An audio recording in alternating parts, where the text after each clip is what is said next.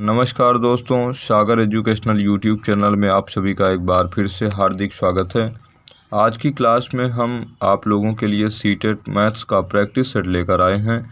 आप सभी से अनुरोध है कि वीडियो में हमारे साथ अंत तक बने रहें और अगर वीडियो पसंद आए तो प्लीज़ हमारे चैनल सागर ईडीयू को सब्सक्राइब करना और शेयर करना, लाइक करना ना भूलें। आज की क्लास का पहला प्रश्न है, निम्नलिखित में से कौन सा सही नहीं है।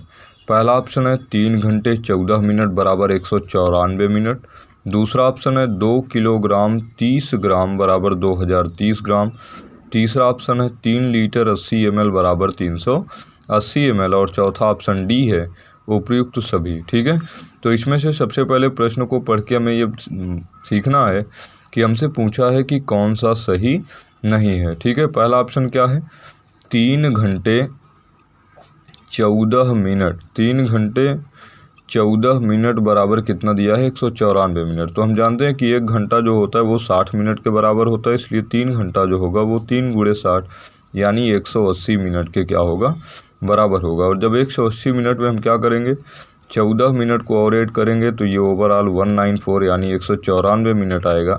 यानी पहला ऑप्शन क्या है, सही है। और हमसे क्या पूछा था, सही नहीं है। ठीक है, बी ऑप्शन है 2 किलोग्राम 30 ग्राम। तो 2 किलोग्राम को पहले हम किस में कन्वर्ट कर लें, क्योंकि ग्राम में कहा है। तो 2 किलोग्राम बराबर कितना होता है, 2 गुणे 1 किलोग्राम बराबर होता है 1000 ग्राम के। तो 2 किलोग्राम बराबर कितना होगा, 2 गुणे 1000। इस हिसाब से ये बन जाएगा 2000 ग्राम के। और 2000 ग्राम में हमको कितना जोड़ना है, 30 ग्राम जोड़ना है। तो 2000 में हम 30 को और ऐड कर दें तो कितना हो जाएगा, 2030 ग्राम। और इस हिसाब से ये भी सही है ऑप्शन। ठीक है, हमको क्या ढूंढना था, सही नहीं ढूंढना था। ठीक है, जो सही ना हो। अब इसी हिसाब से सी ऑप्शन है क्या, 3 लीटर। और 1 लीटर जो होता है बराबर होता है किसके, 1000 मिलीलीटर के बराबर होता है। तो 3 लीटर बराबर हो जाएगा 3 गुणे 1000 यानी 3000 ml के। ठीक है, और 3000 ml में हमको कितना जोड़ना है, 80 ml और जोड़ देना है। तो इस हिसाब से बन जाएगा कितना, 3080 ml। जबकि यहाँ पे कितना कहा है, 380 ml।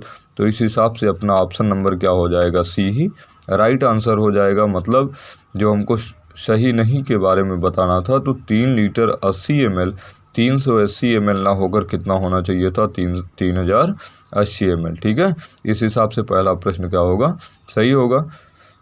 ठीक है, दूसरा क्वेश्चन है, कह रहा है कि 1,10,111 को 11 से भाग देने पर प्राप्त भागफल व शेषफल का योगफल क्या होगा। कहने का मतलब सबसे पहला काम 1,10,111 में हम 11 से भाग दें, जो भागफल हमको प्राप्त हो और जो शेषफल प्राप्त हो उनका योगफल निकाल लें और इन ऑप्शन में मैच कराएं। जो सही होगा वही इसका राइट आंसर होगा। ठीक है, तो पहला काम हम क्या करते हैं कि 1,10,111 में 11 से भाग करते हैं। ठीक है, तो 11 एक अन्नम कितना हो जाएगा, 11। और ये टोटली डिवाइड हो जाएगा। यहाँ क्या करूँगा, 0 आया है, 0 को उतार लूँगा। ठीक है, यहाँ 0 आया है, 0 को यहाँ पर और यहाँ पर क्या करेंगे, उतार लेंगे। फिर नेक्स्ट डिजिट उतारेंगे कितना, 1। और अभी 1 क्या है, 11 से कम है, तो यहाँ एक 0 और फिल करेंगे और इस हिसाब से यहाँ 1 आएगा। तो 11 एक अन्नम 11 और 11 में से 11 टोटल क्या होगा, कट जाएगा। इस हिसाब से यहाँ कितना बचा है, अभी 1 बचा है। तो सबसे पहले यहाँ भागफल में 0 को बढ़ाएं और फिर ये अथॉरिटी मिलेगी कि यहाँ पर भी क्या करें, 1 को उतार लें। ठीक है, अब यहाँ पर ये एरिया कहलाता है क्या, भागफल। क्या कहलाता है, भागफल। और ये कहलाता है क्या, शेषफल। अब देखेंगे प्रश्न में हमसे क्या कहा है। प्रश्न में हमसे कहा है कि भाग देने पर प्राप्त भागफल व शेषफल का योगफल ज्ञात कीजिए। तो भागफल अपने को मिला है कितना, भागफल मिला है 10010 में शेषफल को जोड़ना है। तो जोड़ना है कितना, 1 को। और यहाँ पर जब जोड़ेंगे तो मिलेगा कितना, 11001। मतलब 10,011 कितना मिला अपने को, 10,011। और 10,011 किस ऑप्शन में मिल रहा है, तो पहला नहीं, दूसरा नहीं, तीसरा 10,011 ऑप्शन नंबर डी क्या है, सही है। और इस हिसाब से मतलब जो अपना राइट आंसर हो जाएगा वो कितना हो जाएगा, 10,011। ठीक है। नेक्स्ट प्रश्न की ओर अगला क्वेश्चन है अपना। अगला क्वेश्चन है कि गुणनफल 102 गुणे 201 में से क्या घटाया जाए ताकि 19,999 प्राप्त हो। ठीक है। तो सबसे पहला काम यहाँ पर 102 और 201 का क्या कर लेंगे, हम गुणा कर लेंगे। कैसे, वो मैं आप लोगों को सिंपल वे में सिखा रहा। ठीक है। तो सबसे पहला काम कि 102 गुणे 201 का सबसे पहले क्या करेंगे, गुणनखंड निकाल लेंगे।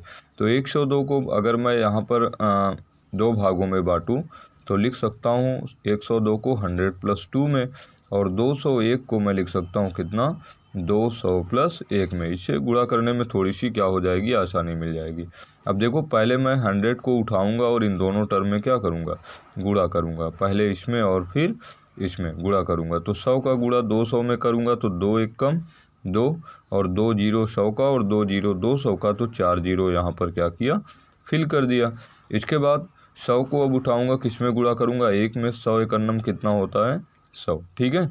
अब बिल्कुल सेम काम जैसे 100 के साथ किया था वैसे ही दो को भी उठाऊंगा और इन दोनों टर्म में, मतलब पहले 200 में और फिर 1 में गुणा करूंगा। तो 2 का गुणा जब 200 में किया जाएगा तो कितना हो जाएगा, 2 दूनी 400, और 2 का गुणा 1 में करेंगे कितना, 2, और इन सबको क्या करना है, जोड़ लेना है। तो जोड़ूंगा, कितना हो जाएगा, देखो 0 0 0 2 0 4 1 5, और यहाँ 0 2, यानी 20,502। अब हमसे कह रहा है कि 20,502 में क्या घटाएं कि 19,999 प्राप्त हो। तो सबसे पहला काम क्या करेंगे, 20,502 में 19,999 हमको क्या है, मिलना चाहिए। तो कितना घटा दें, इनका अंतर निकाल लें, जितना आएगा वही अपना आंसर हो जाएगा। तो 12 में 2 में से 9 तो घटेगा नहीं, इसलिए यहाँ से क्या करूँगा, एक कैरी लूँगा, और इस हिसाब से बनेगा कितना, 12। तो 12 में से 9 घटा 3, यहाँ बचा 9 में से 9 घटा 0, और यहाँ बचा 4, 4 में से 9 घटेगा नहीं, तो 14 में से 9 घटेगा कितना, 5, और यहाँ बचा 20 था, उधार दिया था इसको, 19 बचा, 19 में से 19 घटा कुछ नहीं, और इस हिसाब से 503 अपना क्या आ जाएगा, आंसर आ जाएगा, जो कि ऑप्शन नंबर क्या है, ए है। कहने का मतलब कि गुणनफल 102 गुणे 201 में से अगर हम 503 को माइनस कर दें तो अपने को 19,999 प्राप्त हो जाएगा। ठीक है। तो उम्मीद है कि ये आपको समझ में आ रहा होगा। अगर आ रहा है तो प्लीज़ हमारे चैनल को लाइक करना ना भूलें, मतलब वीडियो को लाइक करना भूलें। नेक्स्ट क्वेश्चन है, कह रहा है कि 2 और 2/3 समकोणों में डिग्रियों की संख्या है।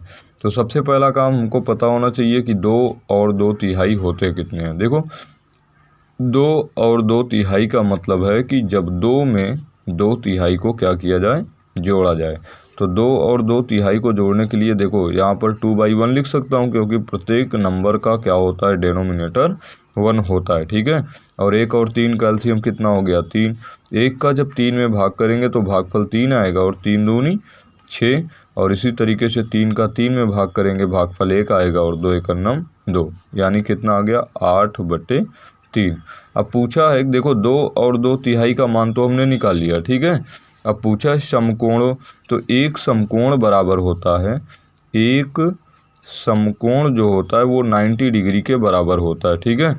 एक समकोण बराबर अगर 90 डिग्री होता है तो 8/3 समकोण कितने के बराबर हो जाएगा, तो 8/3 गुणे 90 डिग्री के बराबर। अब इसको हम क्या करेंगे, सॉल्व कर लेंगे। 3 तियाँ 9, और मतलब 30 तिहाई 90 हो गया, और 8 त्रिक कितना हो गया, 24, और 1 0 इसका 240 डिग्री। ठीक है। 240 डिग्री कहने का मतलब कि 2 और 2/3 में समकोणों 2/3 समकोणों में डिग्रियों की संख्या जो होगी वो कितनी होगी, 240। अभी कैलकुलेट किया है ना, कैसे किया सब एक बार फिर से समझ लेते हैं कि 2 और 2/3। देखो, इसको करने का एक और आसान सा तरीका है कि दो समकोण मतलब कितना, 2 गुणे 90, मतलब कितना, 180 डिग्री, और 2/3 समकोण मतलब 2/3 समकोण मतलब 3 त्रिका 9, यानी 30 तिहाई 90, और 30 दूनी 60, इसको ऐड कर दें तो 0, 8 6 14, 1 1 2, 240 इस हिसाब से भी आएगा। तो इसका ऑप्शन नंबर क्या हो जाएगा, ये सही हो जाएगा। जो भी ऑप्शन आपको पसंद आया, जो भी तरीका आपको पसंद आया वो अपने हिसाब से यूज करिए और उसी को अभ्यास करिए, ठीक है। ये बहुत ही इंपॉर्टेंट क्वेश्चन है जो कि सीटेट में रिपीटेड क्वेश्चन है। मतलब यहाँ पर दो तिहाई को चेंज कर सकता है, समकोण को रैखिक कोण कह सकता है, ठीक है, या सरल रेखीय कोण कह सकता है, जो भी। तो जब भी रैखिक कोण कहेगा या संपूर्ण कोण भी कह सकता है। तो संपूर्ण कोण जो होता है वो कितना होता है, 360 डिग्री। रैखिक कोण कहेगा तो 180 डिग्री और समकोण कहेगा तो कितना हो जाएगा, 90 डिग्री। अभी हमने सीखा ही, ठीक है। आज का अगला क्वेश्चन है, 1 लीटर जूस का डिब्बा घनाकार आकृति का है और आधार वर्गाकार जिसकी माप 8 × 8 सेंटीमीटर है। डिब्बे में जूस की गहराई सेंटीमीटर में किसके अधिक समीप होगी।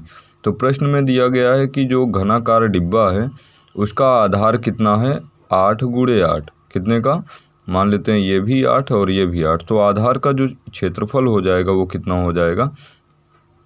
पहले हम एक घन ही बना लेते हैं, ठीक है। तो ये मान लेते हैं कि घनाकार डिब्बा है, ठीक, जिसका बेस हमको पता है, आधार जो पता है वो कितना है, 8 और 8 का। इसकी हाइट हमसे पूछा है, ठीक है। तो चूंकि हम जानते हैं कि घनाकार डिब्बे का आयतन अगर इसकी हाइट या गहराई h हो तो हो जाएगा कितना, आधार का क्षेत्रफल गुणे ऊंचाई। कितना हो जाएगा, आधार का क्षेत्रफल गुणे ऊंचाई या गहराई, ऊंचाई या फिर गहराई जो भी आप कहिए, ठीक है। तो आधार का क्षेत्रफल हमको पता है कितना, वर्गाकार है और वर्ग का क्षेत्रफल होता है भुजा गुणे भुजा। और ऊंचाई हमने क्या मान लिया है, मान लेते हैं कि h सेंटीमीटर है तो हाइट सेंटीमीटर, ठीक है। और इस हिसाब से 8 × 9 कितना हो जाएगा, 64 सेंटीमीटर क्यूब। अब समझना कि डिब्बे में कितना लीटर जूस आता है, 1 लीटर जूस आता है। चूँकि हम जानते हैं कि 1 लीटर जो होता है उसमें 1000 सेंटीमीटर क्यूब होता है, ठीक है। इसलिए मैं लिख सकता हूँ कितना, कि 64 सेंटीमीटर क्यूब जो होगा वो बराबर हो 64 × h सेंटीमीटर क्यूब जो होगा वो बराबर होगा किसके, 1000 सेंटीमीटर क्यूब के, ठीक है। और यहाँ से मैं क्या कर सकता हूँ, h = लिख सकता हूँ 1000 बटे कितना, 64 इधर गुणा कर रहा था, इधर जाएगा क्या करेगा, भाग करेगा। और 64 से जब इसको सिंप्लीफाई करूँगा तो 8 × 8 = 64, 8 × 9 = 8, 2 10, 2 0 20, 8 2 9 16, 4 20 और 8 5 40। और ये बन के आया कितना, 125 बटे 8। और 125 बटे 8 को जब सिंप्लीफाई करेंगे तो ये अप्रॉक्स 15.6 यानी 16 के करीब जाएगा। और 16 के करीब जाने का मतलब कि ऑप्शन नंबर यहाँ से अपना सी राइट आंसर हो जाएगा, ऑप्शन नंबर सी 16, ठीक है। तो 1 लीटर जूस का डिब्बा घनाकार आकृति का है और आधार वर्गाकार जिसकी माप 8 × 8 सेंटीमीटर है। डिब्बे में जूस की गहराई, तो जूस की गहराई जो अपने को मिली वो कितनी मिली, लगभग 16 सेंटीमीटर के आसपास मिलेगी, ठीक है। प्रश्न है, कह रहा है कि निम्नलिखित कथनों में से कौन सा कथन सही है। पहला ऑप्शन है यहाँ पे, 3 विषम संख्याओं का गुणनफल एक सम संख्या है। तो चेक कर लेते हैं। अगर पहले ऑप्शन की बात करें तो पहला ऑप्शन कह रहा है कि 3 विषम संख्याओं का गुणनफल एक सम संख्या है। तो 3 विषम संख्याएं ले लेते हैं, मान लेते हैं 3, 5 और 7। क्या कहा, 3, 5, 7 क्या हैं, विषम संख्याएं हैं। 3 विषम संख्याओं का गुणनफल कह रहा है तो मतलब 3 × 5 × 7 और 3 × 5 = 15, 7 105। क्या ये एक सम संख्या है, तो नहीं, पहला ऑप्शन नहीं सही हो सकता। अगर ऑप्शन बी की बात करें, कह रहा है कि एक सम संख्या और एक विषम संख्या का अंतर एक सम संख्या हो सकता है। अगर सम संख्या की बात करूं मैं, एक सम संख्या मान लेता हूं, सम संख्या कितनी है, 6, ठीक है। और एक विषम संख्या मान लेता हूं कि 3, और 6 और 3 का डिफरेंस जो होगा वो क्या होगा, 3 होगा। और 3 क्या है, एक विषम संख्या है। और यहाँ पर बात कहा है किसकी, सम संख्या हो सकता है, तो ये भी क्या हुआ, गलत हुआ, क्योंकि विषम आना चाहिए। सी की बात करूं, ऑप्शन नंबर सी क्या कह रहा है कि दो विषम संख्याओं, तो दो विषम संख्याओं को मान लूँ, अगर 3 मान लूँ 5, दो विषम संख्याओं और एक सम संख्या का योग, एक सम संख्या मान लेता हूँ 4, और योग की बात कर रहा है तो योग कर देते हैं। तो 3 5 8, 8 और 4 कितना, 12, एक सम संख्या है। तो तीसरा ऑप्शन अभी तक सही जा रहा है। डी को भी चेक कर लेता हूँ। डी कह रहा है कि 3 विषम संख्याओं का योगफल 3 5 7 का योगफल एक सम संख्या, 7 5 12 और 12 3 15, 15 भैया सम नहीं है, क्या है, विषम है। तो डी ऑप्शन भी गलत हुआ। इस हिसाब से हम कह सकते हैं कि ऑप्शन नंबर सी ही अपना क्या है, राइट है। ठीक है, क्वेश्चन है, कह रहा है कि 6251, 6521 और 5621 में 5 के स्थानीय मानों का योगफल ज्ञात कीजिए। ठीक है, ऑप्शन दिए गए हैं 550, 15, 5550 और 5050। तो सबसे पहले अगर मैं बात करूं कि 6251 में 5 का स्थानीय मान निकालूं तो कितना आएगा, 50। कैसे, जैसे 5 है तो 5 के नीचे मैं 5 लिख दूंगा और उसके राइट हैंड साइड पे जितने भी डिजिट होंगे उतना 0 फिल कर दूंगा, तो 50 आया। इसी तरीके से 6521 में जो 5 होगा उसके नीचे क्या लिख लेना है मुझे, 5, और राइट हैंड साइड पे जितने भी डिजिट होंगे 5 के राइट हैंड साइड, तो 1 2 डिजिट यहाँ पर क्या करूँगा, फिल कर दूंगा। ठीक है, तो 6521 में 5 का स्थानीय मान कितना है, 500।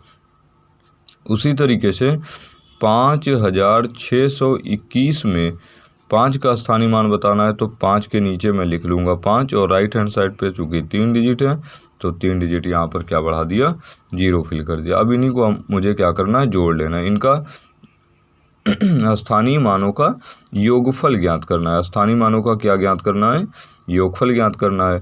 तो 5000 में 500 को ऐड करना है, 500 और फिर 50, अब इसी को ऐड कर लेना है, 0 5 5 5, और इस हिसाब से अपना ऑप्शन नंबर क्या हुआ, सी सही हो गया। ठीक है, सीटेट का बहुत पसंदीदा प्रश्न है ये, 6/5 में कितने 1/10 हैं। तो इस तरीके का प्रश्न बड़ी ही आसान तरीके से किए जाते हैं। अपने पास 2 मेथड हैं। सबसे पहले हम पहले मेथड की बात कर लेते हैं। मान लेते हैं कि 1/10 n बार हैं किसमें, 6/5 में, और इसको अगर सिंप्लीफाई किया जाए तो 5 एकम 5 और 5 दूनी 10, यानी लिख सकता हूँ कि n/2 बराबर कितना, 6। तो n बराबर कितना हो गया, 6 दूनी 12। एक तो सिंपल सा तरीका ये था। दूसरा जब भी इस तरीके का प्रश्न आया कि मतलब किसी भी परिमेय संख्या में कितनी कोई परिमेय संख्याएं हैं, ठीक है, कहने का मतलब कि अगर पूछा जाए कि 6/5 में कितने 1/10 हैं, तो डायरेक्टली जिसमें पूछा जाए 6/5 में कितने 1/10 हैं, तो 1/10 से क्या कर दूंगा, भाग कर दूंगा।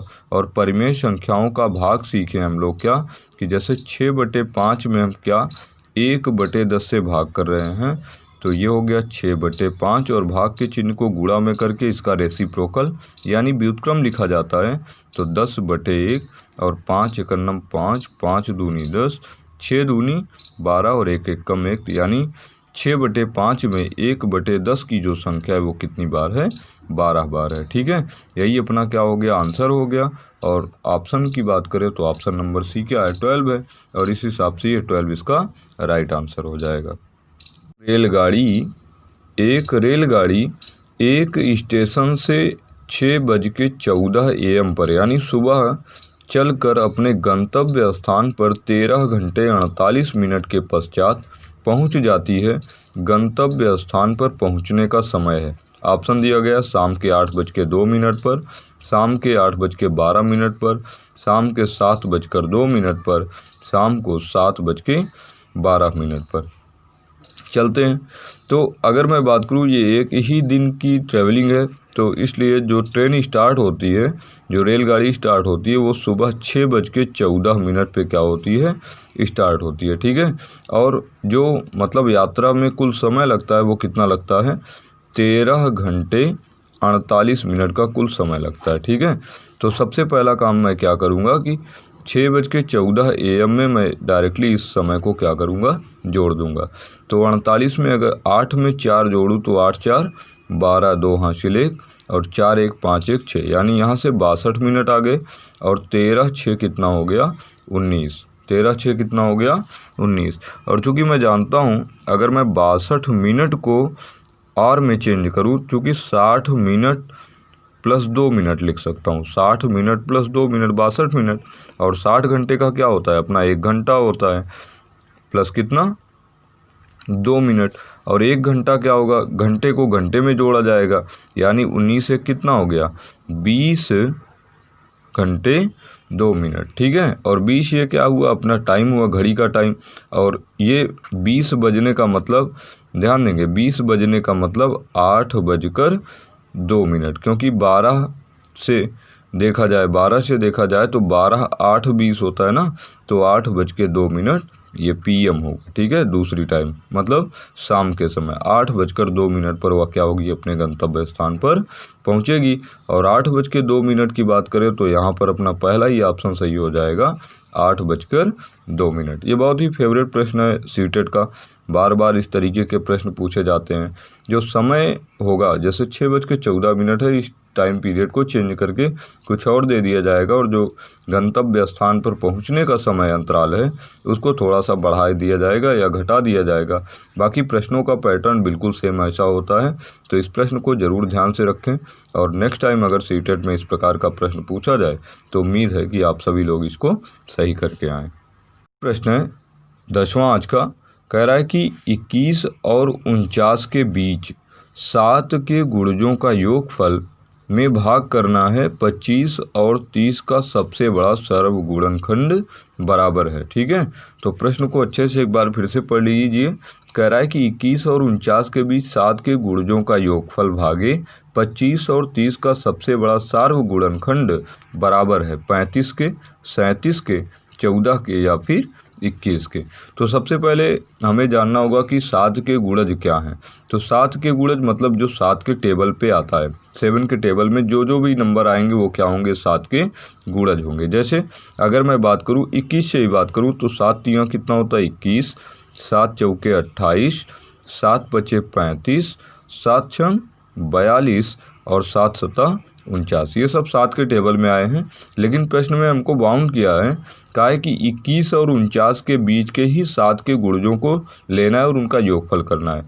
तो मैं क्या करूँगा, 21 को यहाँ से हटा दिया और 49 को हटा दिया। अब जितने भी इसके गुणज आए हैं, जो भी इसके गुणज आए हों उनका योगफल ज्ञात कर लूँ। तो 8 में 5 जोड़ूंगा, 8 5 13, 13 में 2 जोड़ूंगा, 15 की 5 हासिल 1, 1 कैरी 2 1 3, 3 6, 6 4 10। तो यहाँ से 21 और 49 के बीच 7 के गुणजों का योगफल कितना आ गया, 105 आ गया। अब नेक्स्ट कह रहा है कि 25 और 30 का सबसे बड़ा सार्वगुणनखंड। तो यहाँ पर ये बात जानना होगा कि जो सार्वगुणनखंड होता है उसे ही क्या कहते हैं, कॉमन फैक्टर या उभयनिष्ठ कह लीजिए। और ये निकलता कैसे है, HCF से। तो अब क्या करूँगा कि 25 और 30 का मैं क्या करूँगा, HCF काउंट कर लूँगा। तो 25 का जब HCF निकाला जाएगा तो 25 का HCF क्या होगा, 5 गुणे 5।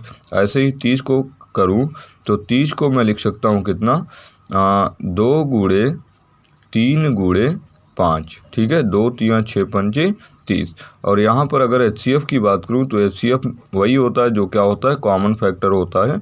HCF के बारे में एक डीप क्लास कराई गई है, अगर आपने ना देखी हो तो प्लेलिस्ट में जाइए, वहाँ पर देखिए HCF और HCF से रिलेटेड क्वेश्चन को करवाया गया है। ठीक है, फिलहाल यहाँ पे समझते हैं कि जो 25 और 30 में जो कॉमन फैक्टर है वो कितना है, 5 है, इसलिए HCF कितना हो जाएगा, 5। कहने का मतलब 25 और 30 का सबसे बड़ा सार्वगुणनखंड कितना निकल के आया अपना, 5।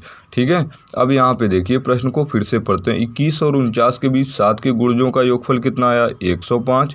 कह रहा है कि भाग करिए 25 और 30 के सबसे बड़े सार्वगुणनखंड से। तो 25 और 30 का सबसे बड़ा सार्वगुणनखंड कितना आया, 5।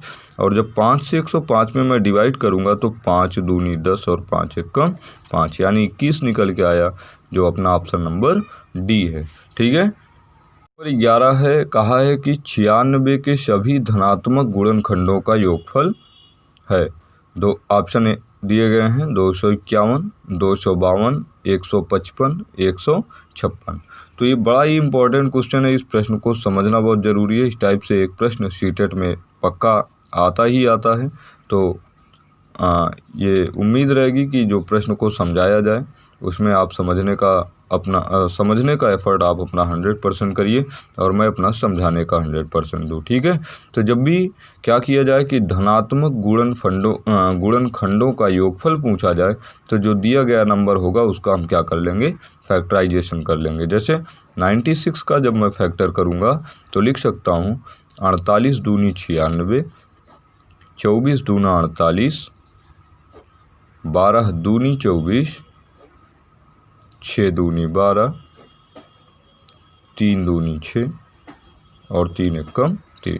यानी 96 को मैं लिख सकता हूँ 2 की पावर 1 2 3 4 5 और मल्टीप्लाइड बाई कितना 3। अब जब भी गुणनखंडों का योगफल निकालना हो, हमको क्या निकालना हो, गुणनखंडों का योगफल।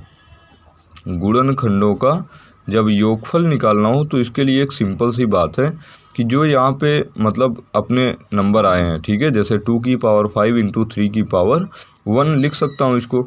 जो आए हों उसमें पावर्स को एक बढ़ा के एक माइनस कर दिया जाए। कैसे, मैं सिखा रहा आपको। जैसे यहाँ पे जो फैक्टर आया है अपना वो आया है 2 की पावर 5, 5 में 1 जोड़ूंगा कितना हो गया 6 माइनस 1 और सेम वही डेनोमिनेटर में करेंगे 2 माइनस 1, फिर मल्टीप्लाइड बाई 3, पावर कितनी है 1, एक बढ़ाऊंगा तो कितना हो जाएगा 2 माइनस 1 और 3 में से 1 माइनस करूंगा, ठीक है। अब 2 की पावर 6 का मान कितना होता है 2 दूनी 4 दूनी 8 दूनी 16 दूनी 32 दूना 64 और 64 में से एक घटेगा कितना 63 और 2 में से एक घटा 1 गुणे 3 की घात 2 मतलब कितना 9, 9 में से एक घटा कितना 8 और 3 में से एक घटा 2 और 2 चौके 8। 4 से इसको जब मल्टीप्लाई करूंगा तो 4 3 12 की 2 हासिल 1 और 4 6 24 1 25, ठीक है, 252। और इस हिसाब से अपना ऑप्शन नंबर यहाँ पर बी राइट हुआ, ठीक है। फिर से समझ लेंगे कि सबसे पहले जब भी सभी धनात्मक गुणनखंडों का योगफल काउंट करना होगा तो दिए गए नंबर का सबसे पहला काम होगा क्या कि फैक्टराइजेशन कर लें। अब 96 का फैक्टर करने के लिए क्या किया, मैं 2 से भाग करूंगा, ठीक है। अब 96 में जब 2 से भाग करूंगा तो 2 चौके 8 और 1 9 1 6 16 2 8 16। इसी तरीके से 48 में 2 से भाग करूंगा 24, फिर 24 में से 2 भाग करूंगा 12, 12 में 2 से भाग करूंगा 6 और 6 में 2 से भाग करूंगा 3 और 3 चूँकि एक अभाज्य संख्या है खुद से ही कटेगी तो 3 से 3 में भाग करूंगा 1, ठीक है। इसलिए 96 का जो फैक्टर निकल के आया वो कितना आया 2 की पावर 5 इंटू 3 की पावर 1। अब जो यहाँ पर आएगा अगर इसको सिंपल तरीके से हम कहें कि जो फैक्टर आए, ठीक है, अगर किसी भी संख्या का फैक्टर ऐसा निकल के आए x की पावर n इंटू वाई की पावर m इंटू z की पावर p ऐसा निकल के आए तो गुणनखंडों की जो संख्या होगी, गुणनखंडों के योगफल, गुणनखंडों के योगफल जो होंगे, गुणनखंडों के जो योगफल होंगे, योगफल वो हो जाएंगे x की पावर n प्लस 1 माइनस 1 अपान x माइनस 1 इंटू वाई की पावर m प्लस 1 माइनस 1 अपान कितना y माइनस 1 इंटू z की पावर p प्लस 1 माइनस 1 अपान z माइनस 1। यही क्या हो जाएगा, निकालने का तरीका हो जाएगा, ठीक है। और बिल्कुल सेम पैटर्न को यहाँ पर फॉलो किया गया है। जैसे x की पावर n की जगह 2 की पावर 5 था तो x की पावर n प्लस 1 यानी 5 प्लस 1 कितना हो गया 6 माइनस 1 और इस तरीके से इसको सिंप्लीफाई करके आंसर निकाला गया कितना 252 जो कि अपना बी ऑप्शन था और इस हिसाब से ये बी ऑप्शन सही हुआ, ठीक है। तो आज की क्लास में सिर्फ इतना ही। अगर वीडियो पसंद आई हो तो प्लीज़ हमारे वीडियो को लाइक शेयर और सब्सक्राइब करना ना भूलें।